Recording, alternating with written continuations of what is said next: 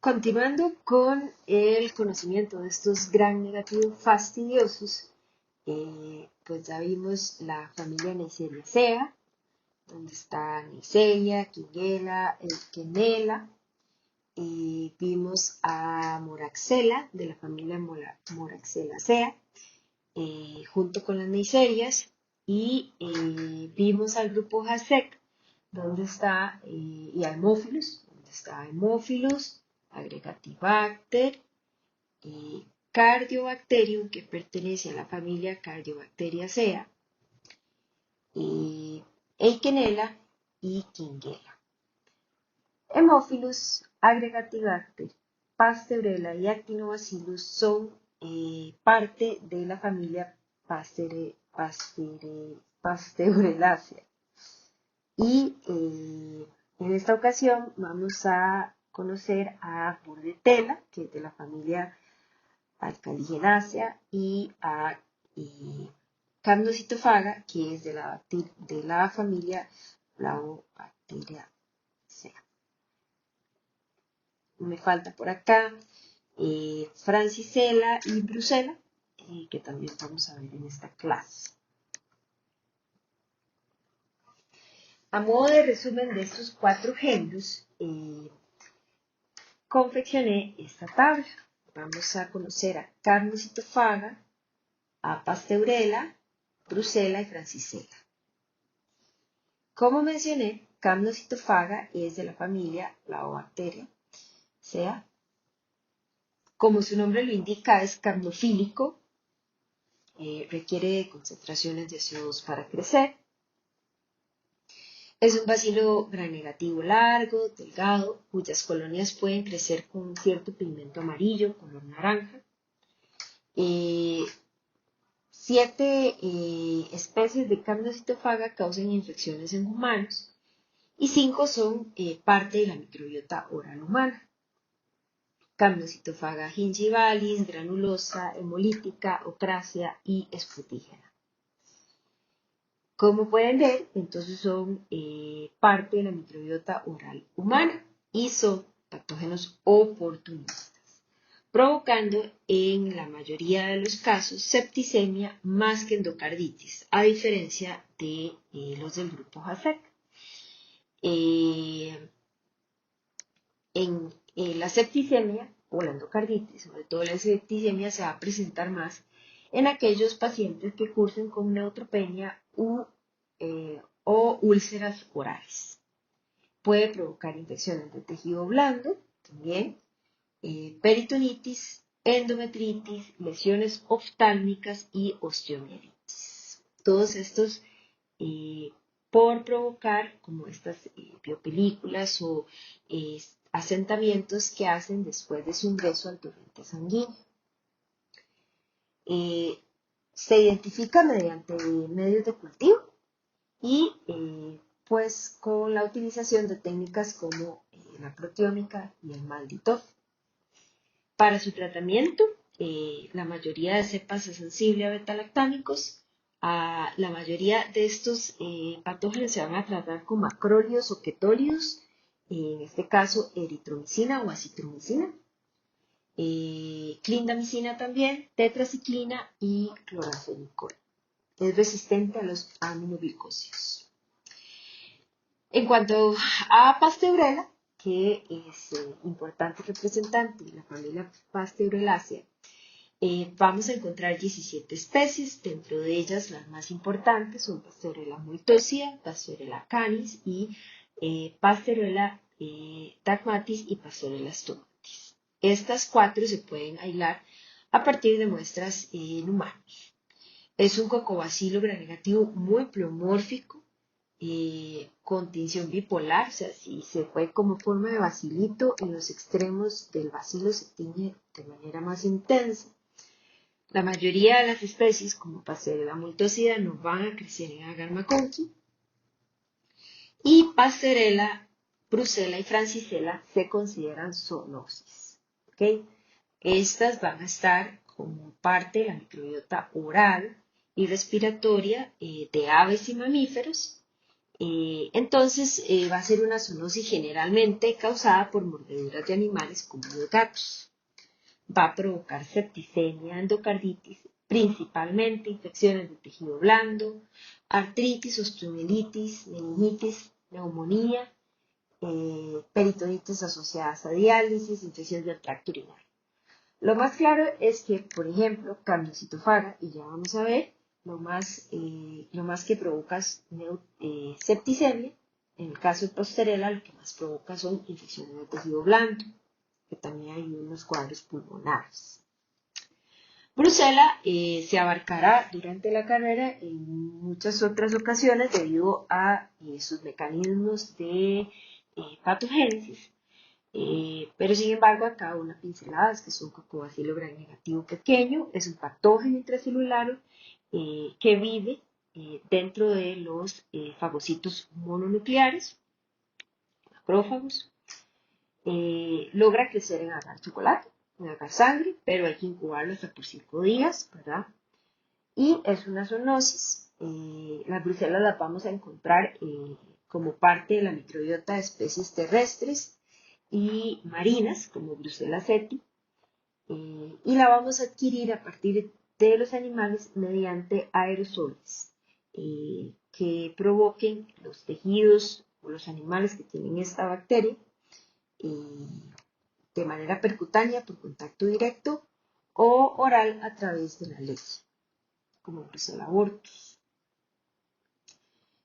Causa brucelosis, ¿verdad? La brucelosis se conoce también con otros nombres, como fiebre ondulante de Crimea, fiebre ondulante del Mediterráneo o fiebre ondulante de Malta. En síntesis, estas son fiebres ondulantes, ¿verdad?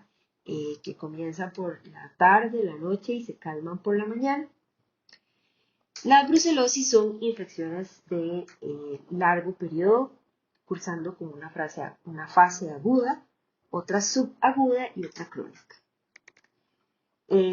Al igual que Francisella, Brucella se considera un microorganismo potencial para el bioterrorismo. El CDC la categoriza como B, lo que significa que si esta bacteria se disemina en la población, tiene una moderada morbilidad, o sea, las personas se van a enfermar, sin embargo, tiene una baja mortalidad. Donde sea que la encontremos, la vamos a reportar, es un patógeno para humanos y lo vamos a reportar de manera obligatoria.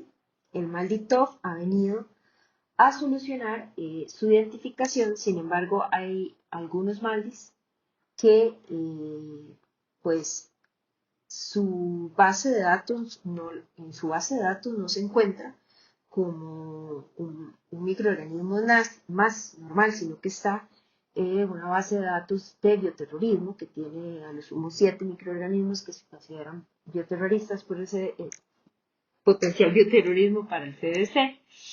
Entonces, en este maldi, que es el de Bruker, lo vamos a encontrar como Crobactrum anthropi, generalmente, Cyclobacter o Ligella. Si nos da alguno de estos 3 géneros, es importante descartar que no sea una brucela. Francisella va a tener 14 especies, también es un cocobacilo gram negativo, estrictamente aerobio, es un patógeno intracelular que no crece en Maconqui. Al igual que Brucella, es una zoonosis que se adquiere a través de la ingestión o de la inhalación de pues aerosoles con bacterias de tejidos, por ejemplo, o de fluidos de animales que tienen la bacteria, y también transmitida a través de artrópodos como moscas picadoras y garrapatas, o al tener contacto directo con tejidos infectados. Francisella causa una infección grave que se llama la tularemia, que en otras latitudes se conoce como fiebre del conejo, fiebre de la mosca de los ciervos, fiebre de los leminos o enfermedad del cazador de ratas de agua. Todas estas son, la francisella se asocia con roedores de pequeño tamaño o roedores salvajes, como las gatas de agua o los leminos, que son roedores pues, salvajes. Y los síntomas que vayamos a tener dependen de la ruta por la cual adquirimos al microorganismo. También es potencial en bioterrorismo, en este caso el CDC la considera de categoría A, porque es de fácil diseminación, porque se puede traspasar de persona a persona y de una alta mortalidad. Al igual, si lo encontramos, es de reporte obligatorio. De igual manera, el MALDI pues depende de la base de datos que estemos usando. Para adentrarnos un poco más en cada una de ellas, Camptocytophaga, las especies más conocidas son Canimorsus y Cynodectis. Estas son microbiotas oral de perros y gatos y en caso de que el paciente se encuentre asplénico o que sea un alcohólico crónico y se encuentra con uno de estos microorganismos, ya sea por una mordedura o por contacto con los fluidos de un perro o de un gato, puede causar septicemia fulminante. Son bacilos gram negativos delgados, como vamos a ver en la siguiente fotografía, con extremos puntiagudos que se asemejan al anaerobio fusobacterio.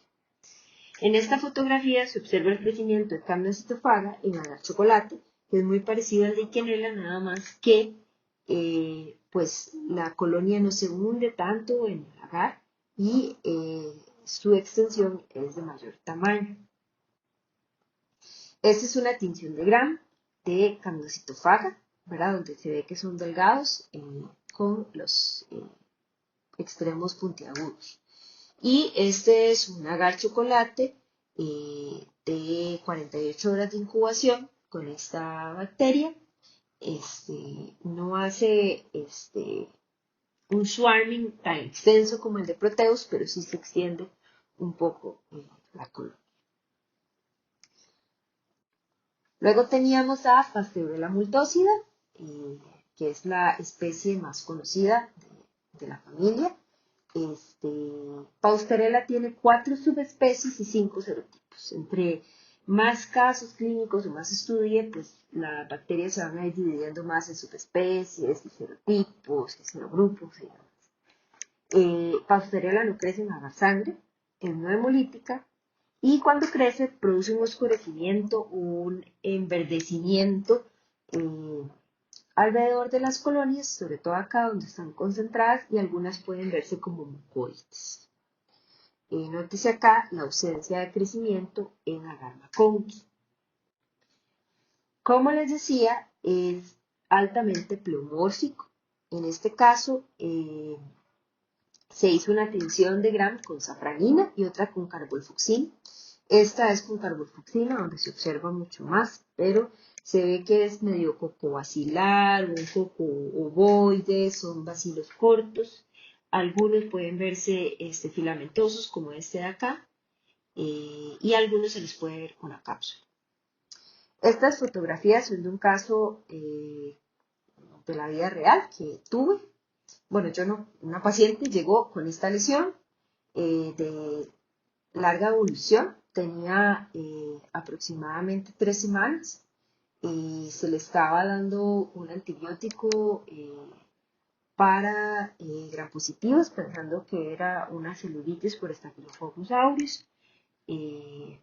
Pues ya cuando llegó a un hospital especializado, esta mujer es veterinaria, tuvo una mordedura por un gato y este es el resultado. Entonces, de lo primero que tenemos que sospechar es de una pastorela y efectivamente tenía una pastorela. Tenía mucho dolor, ya casi no podía flexionar su dedo. Brucela son 8 especies, de las más importantes para las infecciones humanos son Brucella abortus, Brucella suis, Brucella canis, Brucella militensis. Las brucelas causan infecciones sistémicas profundas y con secuelas a largo plazo. Es crónica, mas su mortalidad no es tan alta y si hay muerte es causada por afecciones en el corazón. Bruselas se divide en 4 fases, o la infección se divide en 4 fases: aguda, subaguda y crónica. La fase aguda tarda de 1 a 4 semanas después de la exposición a la fuente infecciosa, y son síntomas inespecíficos como malestar, dolor de cabeza, fiebre, no sé, tienen ganas de comer, dolor en las articulaciones, dolor en los músculos, dolor de espalda, o sea, cualquier bicho puede provocar estos síntomas. Se cree que más o menos al año de exposición la persona ya entra en una fase subaguda si no es diagnosticado y empieza a tener las fiebres ondulantes, que es este tipo de temperaturas que se elevan en las tardes o en las noches y baja durante la mañana. La persona igual sigue teniendo artritis, los hombres pueden tener epididimitis o inflamación de los testículos como la orquitis. Y en la fase crónica se cree que también puede presentarse un año después de la exposición. Entonces, dependiendo de los síntomas o de cuánto nos duren esas fiebres ondulantes,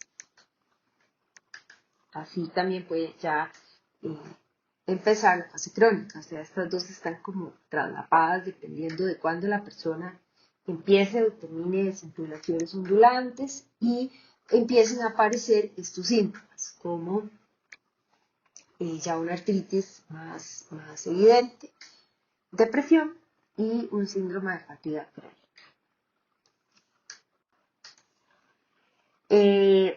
La detección de estas bacterias, Brucella, Francisella, las que vamos a ver a continuación, depende de los medios de cultivo especiales que tengamos y de las técnicas que tengamos en el laboratorio.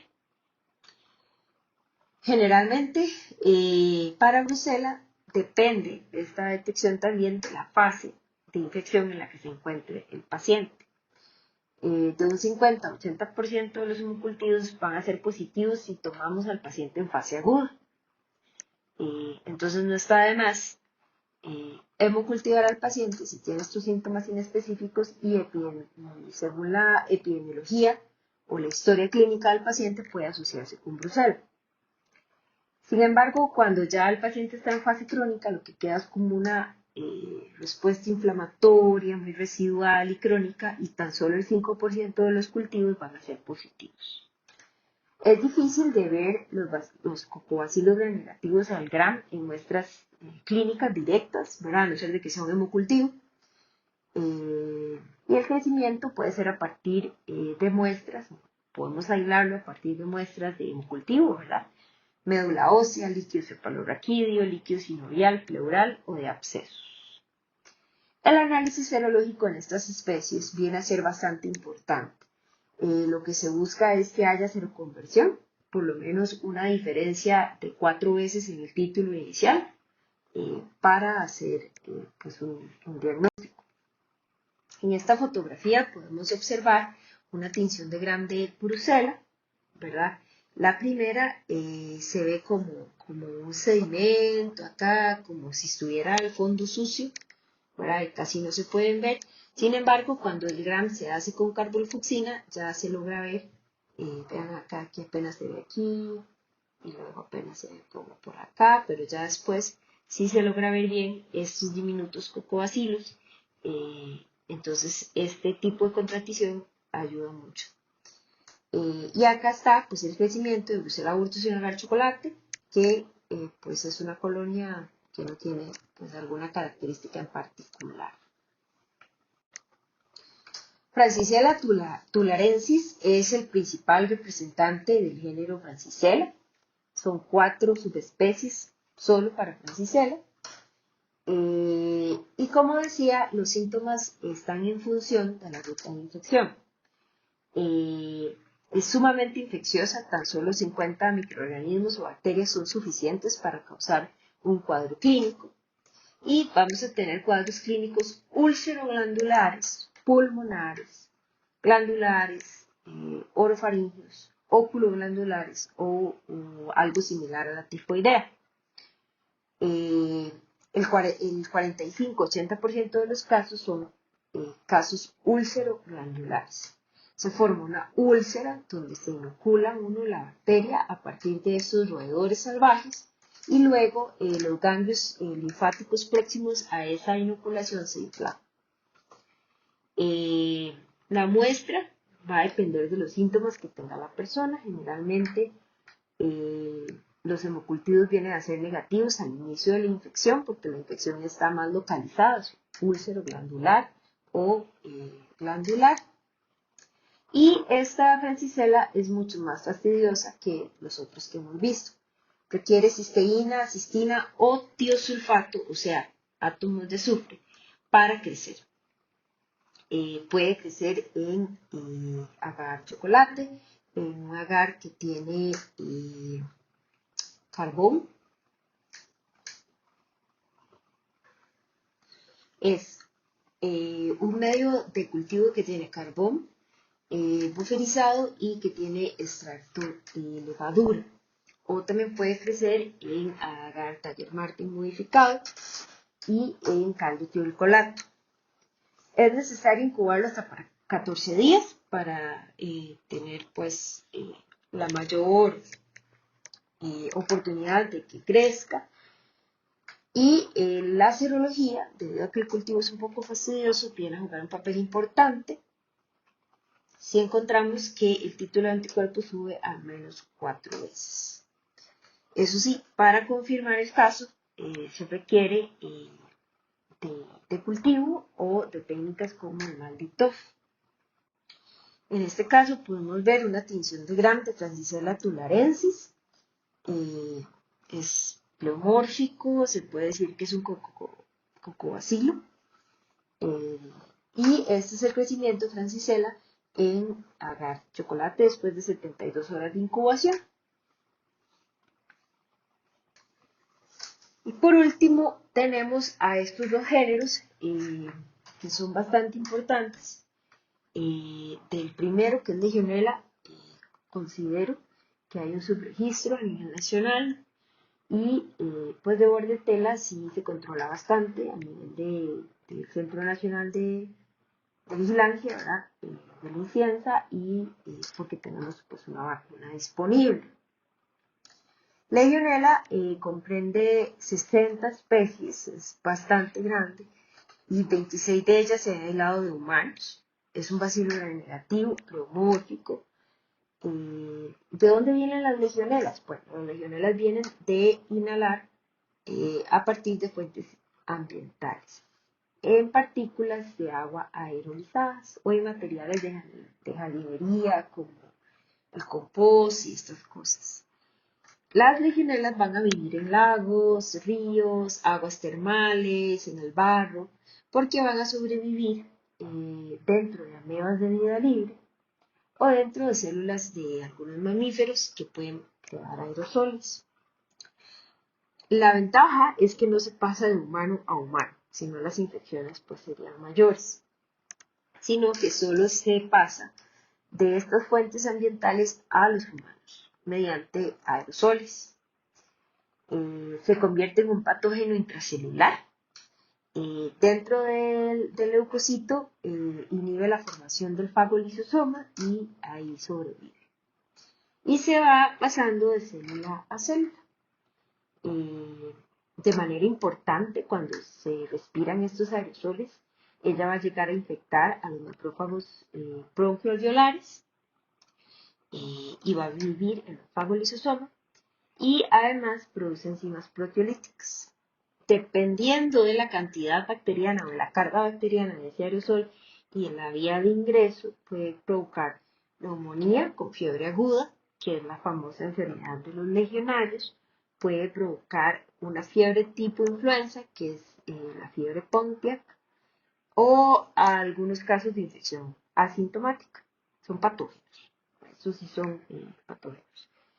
Se considera que hay un subregistro, ¿verdad? Porque pues, es muy difícil cultivarla y se piensa en otros patógenos antes de pensar en legionela. Es importante ver que ella tolera al menos 3 miligramos por litro de cloro en el agua. Por lo tanto, puede contaminar el agua de uso corriente, el agua pues, que se toma. Puede sobrevivir hasta 60 grados, que son casi las temperaturas de pasteurización. Se adhiere a tuberías, forma biopelículas, se adhiere a los zules, a los plásticos, se va sedimentando en las tuberías de agua corriente, o aunque se descargue y se limpie, ya ha formado biopelículas. Y otra ventaja que tiene ella es que puede sobrevivir, bueno, a estas concentraciones de cloro, forman películas, soporta 60 grados y se puede multiplicar en protozoarios de vida libre y ella permanece multiplicándose incluso a temperaturas de 43 grados. Sobrevive ante la presencia de otras bacterias comensales u algas. Entonces, pues sí, afecta a los sistemas de distribución de agua, a los sistemas de agua caliente o agua fría, a las torres de enfriamiento, condensadores evaporativos, fuentes ornamentales, jacuzzis, humidificadores, aguas de proceso industrial, o sea, todo lo que tiene que estar relacionado con agua. Su tratamiento se cree que es con macrólidos y toxiciclina. Y por otro lado está bordetela. Bordetela son dos especies. Es un cocobacilo gram negativo, pequeño, aerobio estricto obligado. Y también se adquiere mediante vías respiratorias o por contacto con fluidos respiratorios. Bordetela causa la pertusis o, como se le conoce en estas latitudes, tosferina. Es una enfermedad humana, o sea, bordetela, al igual que Neisseria, es un patógeno primario de humanos y solo de humanos, no se le conoce el reservorio en la naturaleza y esto hace que estos patógenos que ya han evolucionado muchos años con el humano, cueste mucho aislarlos en medios de cultivo artificiales. Bordetela se llega a replicar en las células epiteliales ciliadas del tracto respiratorio y produce toxinas y factores de virulencia que causan síntomas sistémicos, a pesar de que su replicación sea en el tracto respiratorio. Afecta principalmente a niños menores de 1 año, donde pues, el esquema de vacunación no está completo, y también puede afectar a adultos y adolescentes que pues la vacunación no es totalmente protectora porque el periodo de inmunidad es corto, entonces hay que poner varias dosis a lo largo de la vida. Entonces pueden funcionar como reservorios en el tracto respiratorio de estos bordetelas sin causar síntomas y pasarse a niños más pequeños. Entonces, como la duración de la inmunidad es corta, se requieren boosters. Y si ya la persona sufrió de una pertusis natural, no requiere pues ya ni más vacunas ni más boosters. Bordetela bronquicéptica, aparte de bordetela pertussis y parapertussis, también pues se ha visto en algunos casos humanos. Bordetela bronquicéptica es un patógeno respiratorio de animales, por ejemplo en perros causa la tos de las perreras. Y en humanos ha causado pues, infecciones en inmunocomprometidos que han tenido contacto o que han tenido un contacto estrecho con animales y puede provocar algunas infecciones asintomáticas o bien una tos inespecífica o una bronquitis. Se trata con macrólidos, penicilinas, tetraciclinas. La eritromicina ha demostrado ser altamente efectiva durante la fase catarral porque hay varias fases. Y la citromicina se prefiere porque tiene menos síntomas secundarios y las dosis son menores, como cada 12 horas. También se puede utilizar trimetroprim sulfametoxazol. Es resistente a las cefalosporinas orales. Y, al igual que Legionella, a bordetela tampoco se le realiza una prueba de sensibilidad a los antimicrobianos de rutina. Para profundizar un poco más en Legionella, tenemos que produce la enfermedad de los legionarios. Esto va a afectar a personas inmunosupresas o que tienen algún riesgo como una enfermedad pulmonar crónica, que son alcohólicos o que tienen tabaquismo. Hay 3 formas de la enfermedad. Puede provocar casos esporádicos en la comunidad. pues uno que otra persona. Puede provocar brotes epidémicos de corta duración y de bajo impacto para el sector salud. O puede ser nosocomial en pacientes inmunocomprometidos que tienen contacto con fuentes de agua que están contaminadas con legionela. Legionela va a causar neumonía, ¿verdad? Es una de las causantes de neumonía atípica junto con Mycoplasma pneumoniae y Chlamydophila pneumoniae. ¿Qué es atípica? Bueno, generalmente neumonía típica son esas que no son productivas. De las neumonías adquiridas en la comunidad está Streptococcus pneumoniae, ¿verdad? Como primer candidato, que tiene una tos pues, productiva, purulenta, y luego está pues el Mycoplasma pneumoniae, Chlamydophila pneumoniae y Legionella.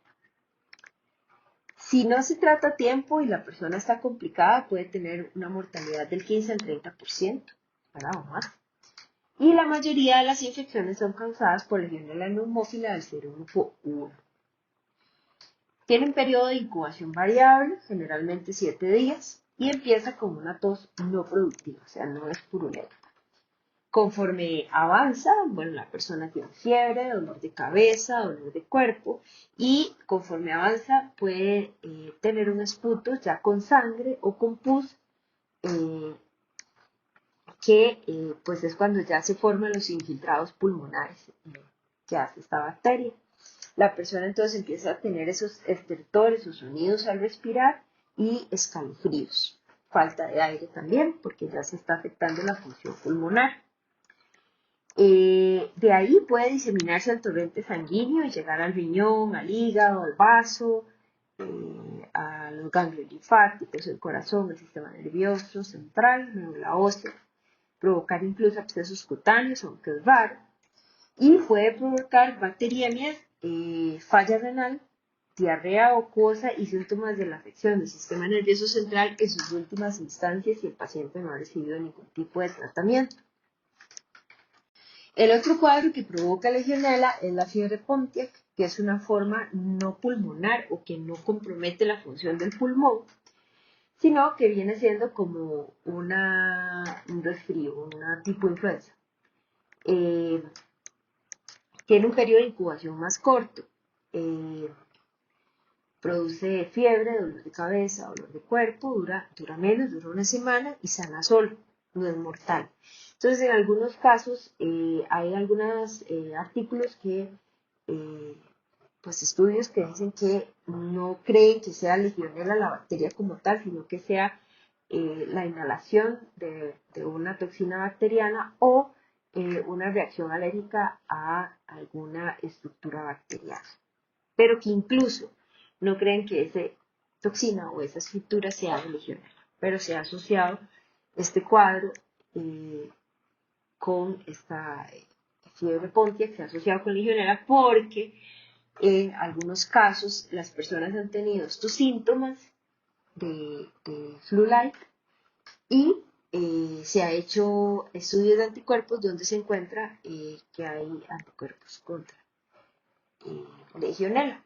Entonces se atribuye este cuadro a legionela y no a otro patógeno respiratorio. ¿Cómo se diagnostica? Bueno, depende de varias cosas, de que tengamos medios de cultivo especiales o de que tengamos un instrumento como el Malditov o de que tengamos pruebas para detectar antigenuria o antígenos en orina, que va a salir positivo desde el tercer día de infección hasta un año.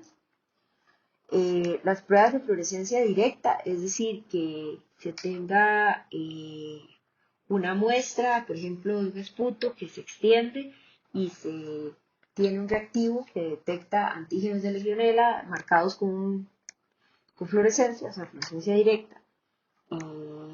Es una técnica que pues, usualmente no se usa en los laboratorios.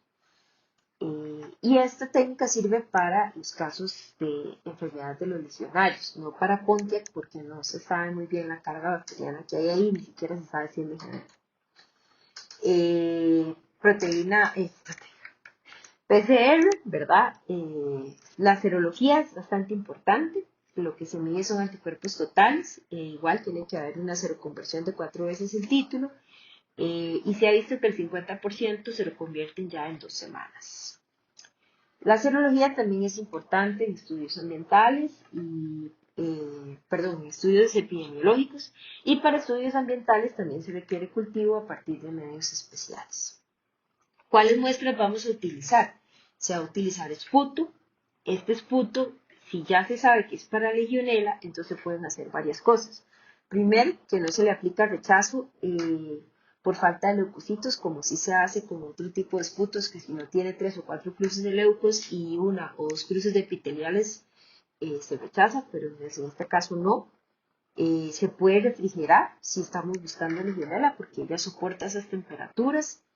Se pueden recibir lavados bronquialveolares, líquidos pleurales. El tejido es muy importante transportarlo en agua y no en buffer o en salina, porque el sodio afecta al crecimiento de legionela. Y con los hemocultivos se recomienda el uso de frascos que tengan algún componente lípico como saponina.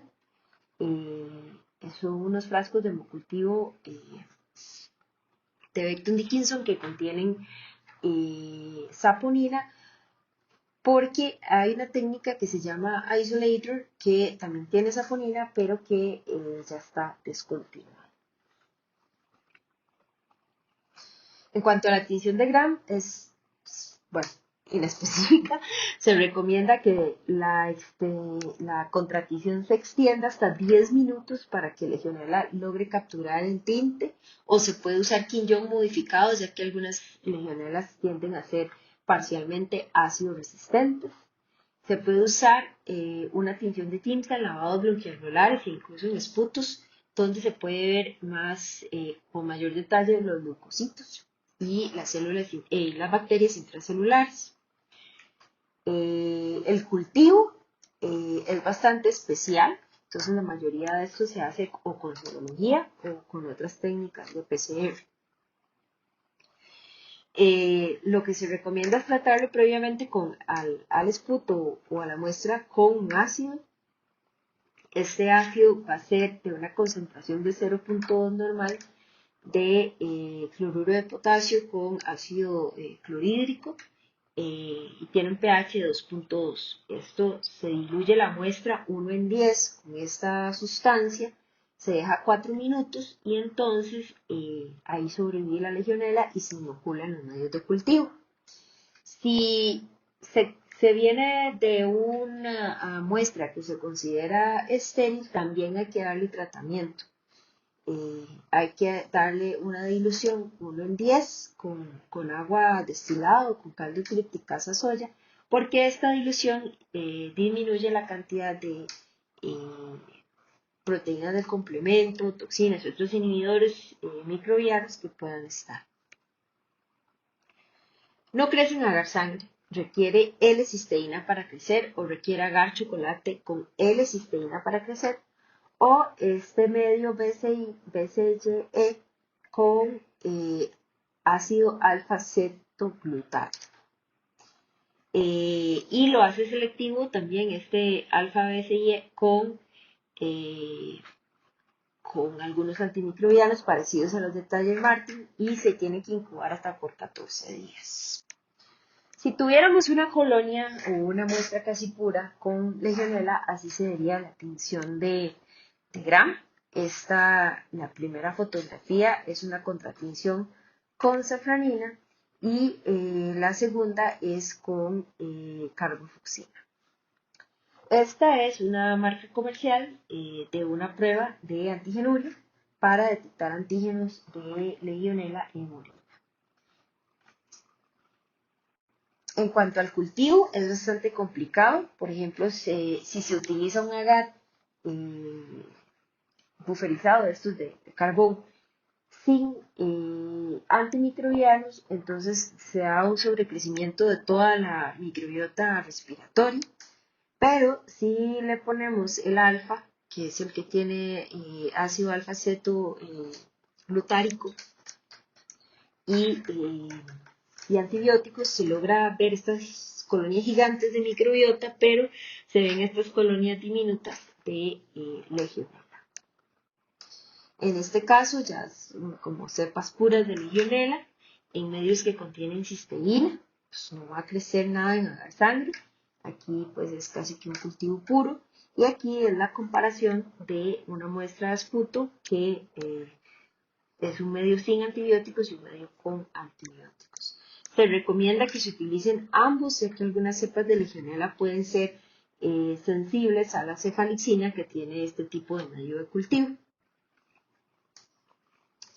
También estas son colonias ya observadas desde un estereoscopio, donde se ve que la colonia es como blanca, grisácea, color plata, tiene el centro claro y los bordes tienen que verse como arrugados, granulosos, con el centro más claro. Dicen que estas características, como esta y esta, se pueden perder a lo largo del tiempo conforme la colonia se va haciendo más grande. Y por último tenemos a bordetela. Bordetela, de las especies más importantes está Bordetella pertussis y parapertussis, que es patógeno primario en humanos, ¿verdad? Bordetella bronquiséptica y avium, que son patógenos del tracto respiratorio de aves y mamíferos, pero que en humanos se convierte en un oportunista. Y que puede provocar algunos síntomas a nivel respiratorio o en tejidos, en heridas por mordeduras.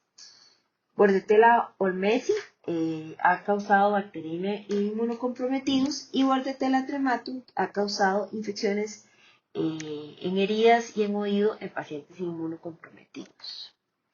En cuanto a Bordetella pertussis, que es la cepa, pues, la especie más conocida, esta es patógena primaria, ¿verdad? Logra unirse a las células epiteliales ciliadas del tracto respiratorio porque posee estos dos componentes, la hemaglutinina filamentosa y la pertractina, que es una proteína de membrana externa. Esto le permite adherirse a estas células ciliadas. También va a producir la toxina pertussis. La toxina pertussis modifica las proteínas humanas. ¿Qué es lo que hace la toxina pertussis? Ella lo que hace es interferir con la transducción de señales de las células humanas. ¿Por qué? Porque tiene una adenosina difosfato ribosintransferasa que interfiere con este tipo de señalamiento. También tiene una toxina adenilato ciclasa. Esto lo que hace es que produce una concentración suprafisiológica del AMP cítrico dentro de las células ciliadas y de las células inmunológicas, inhibiendo su función. O sea, las intoxica a las células. Y también tiene una toxina traqueal que causa cilioestasis, ¿verdad? No se mueven los cilios de las células respiratorias, no pueden barrer. Inhibe la síntesis de ADN en estas células, provocándoles la muerte celular. Bordetella parapertussis y bronquiséptica tienen este gen de la toxina pertussis, sin embargo, no tienen el operón completo y no la expresan de manera completa. Bordetella pertussis produce la pertussis o la tosferina, ¿verdad? Ingresa en las bacterias mediante vía respiratoria de persona a persona, porque es un patógeno humano. Su periodo de incubación es de 1 a 3 semanas y tiene tres fases. La fase catarral, la fase paroxística y la fase convaleciente. En la fase catarral son síntomas inespecíficos parecidos a la primera fase de brucela. La persona tiene estornudos, tiene tos leve, secreción nasal, puede tener síntomas de conjuntivitis y es una fase sumamente contagiosa porque la bacteria está en todos estos fluidos en la parte superior del tracto respiratorio superior. Luego tiene una fase paroxística donde la persona tiene un inicio repentino de una tos muy severa, repetitiva, que tiene un característico alarido al final de cada ataque de tos, como que la persona tose y tose y tose, y así. En inglés se llama whooping, pero incluso la persona puede verse tan abrumada de toser tanto que puede llegar a tener vómito. porque los músculos del diafragma y demás ya pues pierden control.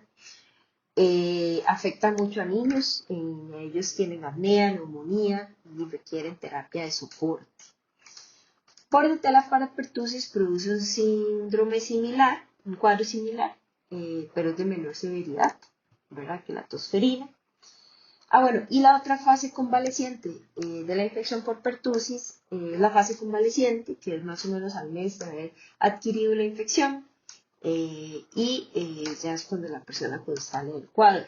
Los adultos infectados con esta bacteria podrían tener unos síntomas o tener una bronquitis crónica. En cuanto al diagnóstico de Bordetella pertussis, digamos, al igual que el de Legionella, depende de que tengamos medios de cultivo especiales o de que tengamos una técnica de fluorescencia directa de anticuerpos, la cual tiene poca sensibilidad.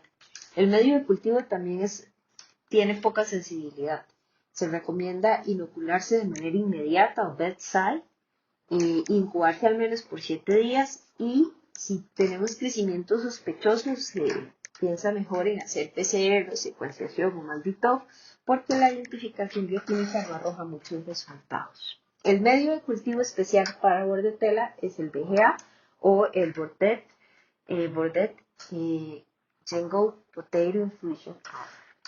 Este medio de cultivo tiene glicerol, tiene sangre de caballo y este otro que también es más conocido, que es el Regal sirve como medio de transporte y de cultivo, dependiendo del porcentaje de agar que tenga. Contiene carbón, almidón, sangre de caballo, cefalexina y anfotericina B para proteger a la bacteria y inhibir el crecimiento de otras bacterias contaminantes.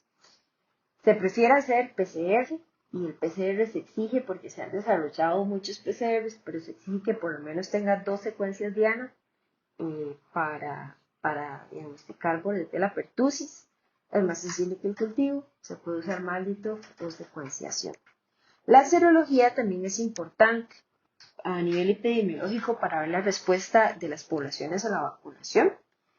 Sin embargo, tiene la deficiencia de que no es específico de especie, entonces sabemos que tuvo Bordetella, pero no sabemos si es pertussis o parapertussis, o incluso broncocéptica.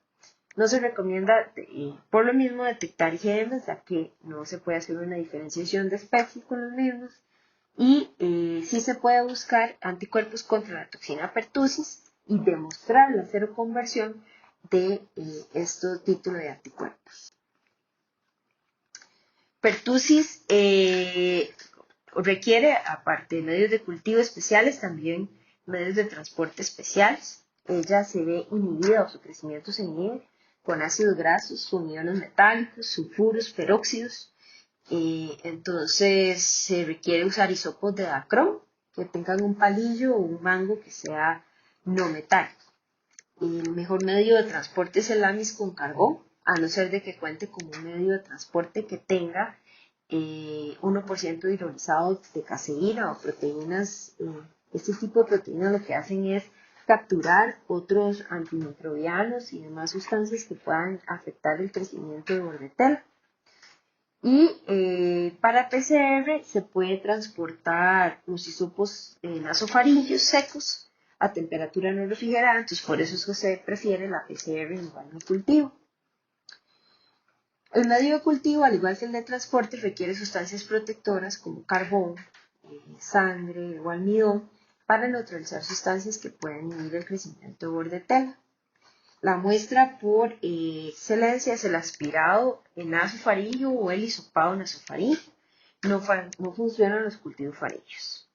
Y en el gram es difícil de ver porque es un bacilo gram negativo muy pequeño que mejora con contracciones de mayor extensión que 1 minuto de safranina, sino que hay que dejarlo 2 minutos.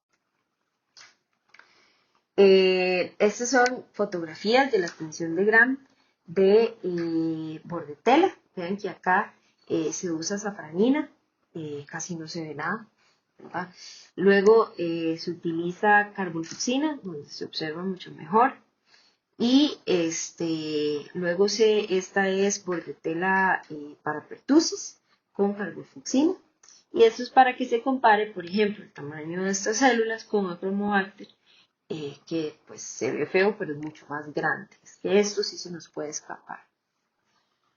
En el cultivo son colonias diminutas, son estas que se ven acá. Dice que tienen aspecto como si fueran gotas de mercurio. Esto es en el agar BGA. Y esto es en el agar que tiene carbón, que es el Big and Low, donde ya están aquí magnificadas y observadas con un estereoscopio y se les ve como un glittering o algo que parece como metal. En agar bordet son hemolíticas, eh, ¿verdad? Como vimos. Y este es el agar que tiene carbón. Entonces son colonias, a los 4 días son colonias diminutas, color plata, similar al mercurio, por lo tanto se recomienda su incubación por 10 días o más. Y un cuadro resumen de las principales características y el diagnóstico y cultivo de pertussis.